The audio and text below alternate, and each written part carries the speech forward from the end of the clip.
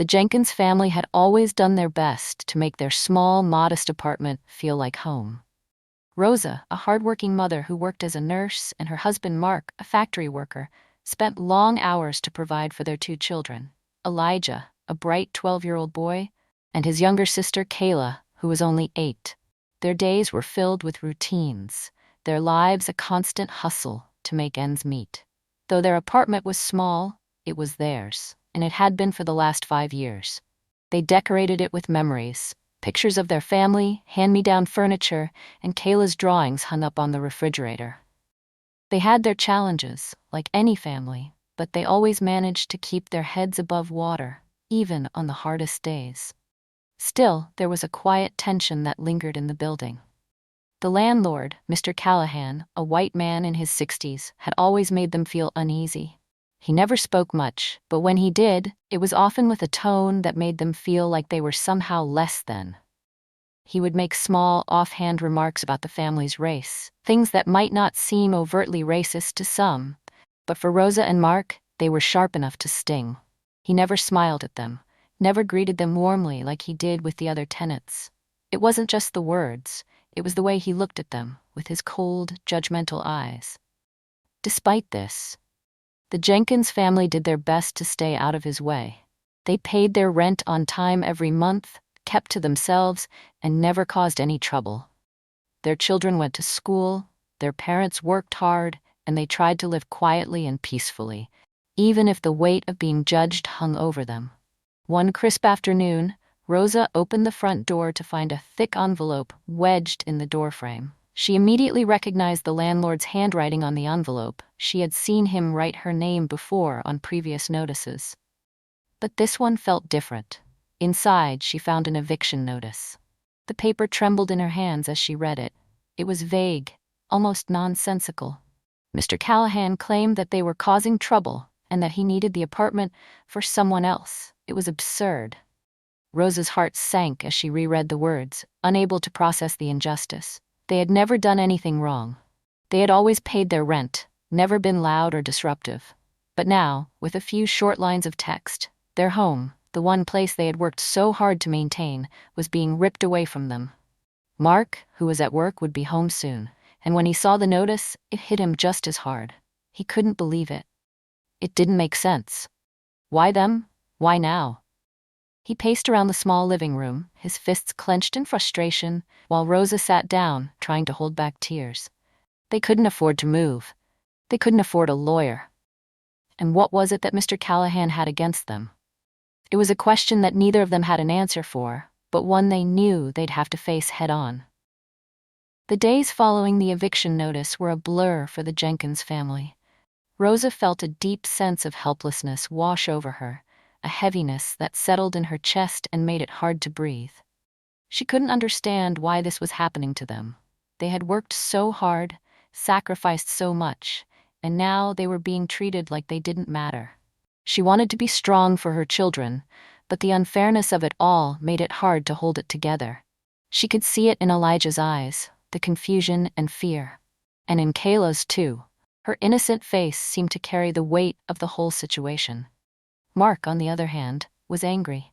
His jaw was tight with frustration as he paced back and forth in their tiny apartment. He wanted to lash out, confront Mr. Callahan, but he knew that wouldn't help. Anger alone couldn't fix this. He had always been the steady one, the one who tried to keep his emotions in check, but this time, even his patience was tested. How could someone do this to them when they had done nothing wrong? But Rosa knew that their anger and confusion weren't enough to make the situation right. She couldn't just sit back and let this happen. She had to fight back. She knew it wasn't just about the eviction. It was about something deeper, something rooted in the unfair treatment and racism they had faced for years. Mr. Callahan wasn't just evicting them because he needed the space. He was doing it because he thought they didn't belong there, that they didn't deserve a place to call home. Rosa didn't want to be a victim. She refused to be one. She began reaching out to their neighbors, trying to find answers, hoping that someone else had experienced something similar. And to her surprise, many had. Neighbors who had lived there long before the Jenkins family had moved in shared stories about Mr. Callahan's behavior. He had evicted other tenants, particularly black families, under suspicious circumstances. Some had left quietly, not wanting to make a fuss, while others had moved because they simply couldn't afford to fight back. Rosa's heart sank as she learned more, but she also realized that this wasn't just happening to them. This was part of a larger pattern of mistreatment. She wasn't alone in this fight. With renewed determination, Rosa set out to find legal help. She called every lawyer she could find, explaining their situation, hoping someone would take their case. But money was tight, and the lawyers she spoke to said they couldn't help unless they could pay up front. Each rejection left Rosa feeling more desperate. But just when she was about to give up, she received a call back from a lawyer named Sarah. Sarah had been in the business long enough to know when something wasn't right, and after hearing Rosa's story, she knew she couldn't turn her away. Sarah was passionate about justice and had fought for tenants' rights before. She told Rosa that she would take their case for a reduced fee, understanding how difficult it was to make ends meet. Rosa felt a wave of relief wash over her. It wasn't much, but it was enough to keep going. They would have a chance to fight back, not just for themselves, but for the countless others who had been wronged by Mr. Callahan. The battle was far from over, but for the first time in days, Rosa felt like there was hope. They had found someone who believed in their cause, and with Sarah's help, they were ready to stand up and demand justice. As Sarah dug deeper into the case, the true scale of Mr. Callahan's actions began to unfold. She reviewed tenant records, spoke to former residents of the building, and even looked into other properties Mr. Callahan owned. What she uncovered sent a chill down her spine.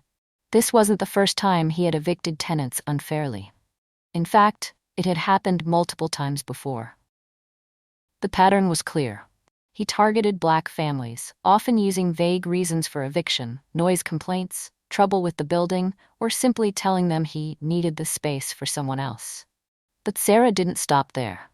She went a step further, examining the legal documents. It didn't take long before she found disturbing evidence suggesting that Mr. Callahan's practices were not just unfair, they were discriminatory. By evicting tenants based on their race and falsifying reasons for their removal, he had violated fair housing laws. The evidence was strong enough to show a clear violation of tenant rights. When Sarah shared the findings with Rosa and Mark, the news lifted their spirits for the first time in days. Rosa couldn't help but feel a flicker of hope spark within her. The landlord had been playing with people's lives, and now the truth was coming to light. The unfairness she had always suspected was finally being confirmed. But even with this new evidence, there was a part of her that was cautious. They were up against someone with power, and she knew this fight wouldn't be easy. Mark, on the other hand, was more skeptical. His mind raced with doubt. He'd seen people like Mr. Callahan get away with things before, and he wasn't ready to believe victory was guaranteed. But he knew one thing for sure: they couldn't back down now. If this was about standing up for what was right, then they had to keep fighting, no matter what. The next step was to confront the landlord directly. Sarah called Mr. Callahan to inform him that the Jenkins family had legal representation and that they were prepared to take the matter to court if necessary. Sarah was firm but professional, making it clear that his actions would no longer go unnoticed. Mr. Callahan's response was exactly what Rosa had expected. He was dismissive, scoffing at the idea that anyone would dare challenge him. His voice oozed arrogance as he tried to downplay everything, dismissing the complaints and the accusations as nonsense. He even threw in a few more derogatory remarks about the family's race, revealing the true depth of his prejudices. "You really think you can win this?" he said, his tone dripping with disdain. "I've been in this business for years. People like you don't have a leg to stand on." Rosa's heart clenched as she listened to the conversation on speakerphone, but she felt a small spark of defiance light within her. This wasn't just about them anymore. It was about holding someone accountable for the harm they had caused to their family and to so many others before them. They would stand their ground, no matter what Mr. Callahan said. Sarah hung up the phone, her expression resolute. "This man is not going to back down easily, but now we know what we're up against, and we've got the law on our side. Rosa, Mark and the children exchanged looks. They knew the road ahead would be long and difficult, but they were more determined than ever to fight for what was right. Just as the Jenkins family began to gather strength from their fight for justice, they received unexpected news. News that would change the course of everything.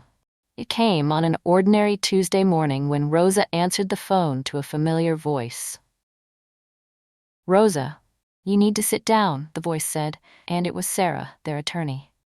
"I've got some news you're not going to believe. The building's been sold."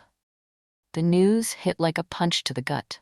The Jenkins family had been so focused on the eviction and the legal battle with Mr. Callahan that they hadn't expected this twist.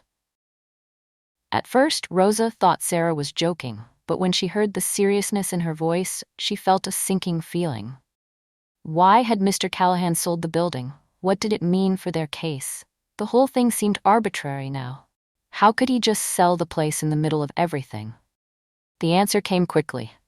The new owner was someone they could never have imagined. The son of one of the building's former tenants, a man named Derek Moore.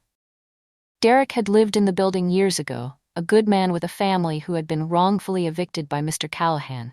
He'd been a victim of the landlord's shady practices, just like Rosa and Mark. But Derek didn't leave quietly. Over the years, he had worked tirelessly to save money, to rebuild his life, and to ultimately buy the building that had taken so much from him. Rosa's heart raced when she heard Derek's story. He had fought for years to get back what was rightfully his, and now, finally, he was the one holding the power. When Mr. Callahan learned that the building had been sold to Derek, his face went white with shock. The look in his eyes was one of disbelief and fear, as if the ground had just been ripped out from under him. The man who had spent so many years evicting families, especially black families like the Moores and the Jenkins, now found himself facing the consequences of his own actions. Derek didn't waste any time. He was already working with Sarah to ensure that Mr. Callahan would be held accountable. Not only did Derek have the legal right to evict the landlord, but he had spent months gathering evidence of Mr. Callahan's past discriminatory practices. The time had finally come for the truth to be exposed, and Derek was determined to see it through. The moment Mr. Callahan learned that Derek had been actively working to reveal his racist actions, he collapsed. It wasn't an act of theatrics. It was the physical manifestation of years of guilt, arrogance, and fear catching up with him all at once. In a room full of witnesses, including the Jenkins family, the once dominant landlord crumbled. His face drained of color, his legs gave way, and he collapsed to the floor, overwhelmed by the weight of his past sins catching up with him. Rosa, Mark, and the children stood in stunned silence, unsure of how to react. There was no joy in seeing the landlord's humiliation. The pain and anger they had carried for so long didn't dissipate with his fall. There was no victory to be celebrated, no sweet sense of revenge. Instead, they felt an ache, a deep, lingering ache from everything they had endured. The years of fear, the constant judgment, the uncertainty of their future, it all weighed heavily on them. They were relieved that Mr. Callahan's reign of mistreatment was finally over. But that relief was tempered by the emotional toll it had taken. This fight had cost them so much, and while they had gained a sense of justice, they couldn't forget the scars it had left on their family.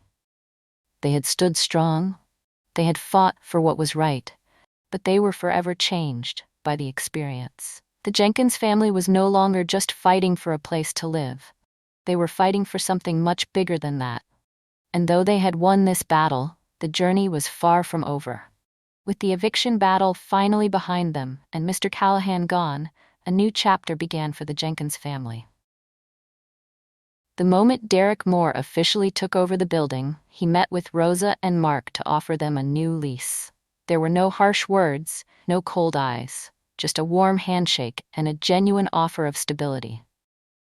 Derek welcomed them with kindness, offering them not only the security of their home, but also the respect they had never been shown by the former landlord. For the first time in a long while, Rosa and Mark felt the weight of uncertainty lift off their shoulders. Their children, too, could feel the change. Elijah and Kayla walked through the halls of the building with renewed smiles, knowing that they weren't just tenants in someone's eyes. They were valued. But while the future was now brighter, the scars of the past lingered. Rosa still found herself waking up in the middle of the night, her mind replaying the anger and fear they had faced during the eviction ordeal. Mark, too, couldn't shake the memory of Mr. Callahan's dismissive words, his disregard for their worth as human beings. Despite the new lease and the promise of stability, there was a part of them that couldn't forget the battle they had fought and the emotional toll it had taken on their hearts. But in the midst of their healing, there was also a deep sense of justice. They had stood their ground when everything seemed stacked against them. They had fought not just for their home, but for dignity, for fairness, for the right to be treated as equals. And in the end, they had won. Not just because of a legal victory, but because they had found the strength to fight for what was right. The Jenkins family's journey was one of struggle, resilience, and ultimately triumph. They had been tested in ways they never expected, but through it all, they had remained a united front. They learned that no matter how difficult the path ahead might seem, when they stood together, they could face anything. They had discovered a new sense of pride, not just in their victory, but in the unwavering bond that held them together. And for the first time in a long time, they knew that no matter what the future held, they would face it with courage and with the hope that justice would always find a way to shine through. Thank you for watching and joining us on this emotional journey of struggle, resilience, and triumph.